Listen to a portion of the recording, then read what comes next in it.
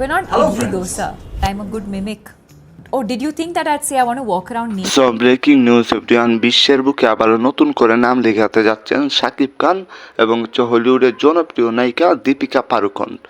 দীপিকা পাড়ুকোন এবং শাকিব খান দুজন মিলে নতুন জুটি বাঁধবেন বা নতুন মুভি করবেন, নতুন কিছু করবেন। দীপিকা পাড়ুকোন বলেন যে আমি শাকিব খানকে অনেক দূরে নিয়ে যাব, যে জায়গায় বাংলার কোনো নায়কই এই জীবনে বা পরের জন্মে আর যেতে পারবে না। শাকিব খানকে আমি এমন উচ্চ পর্যায়ে নিয়ে যাব এবং বাংলাদেশকে একমাত্র শাকিব খানের দ্বারাই সবাই চিনবে।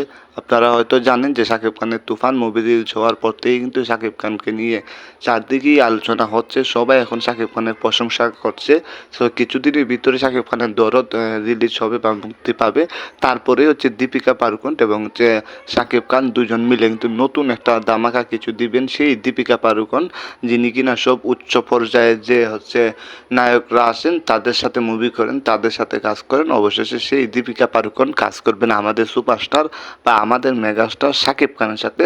এটা কিন্তু দীপিকা পাড়ুকোনেরই কথা। তিনি নিজে ইন্ডিয়ান কিছু গণমাধ্যমকে এই বিষয়টা জানিয়েছেন যে খুব শীঘ্রই আসতে যাচ্ছে ধামাকা কিছু। আমরা অপেক্ষায় রইলাম যত সাকিবিয়ানরা আছি।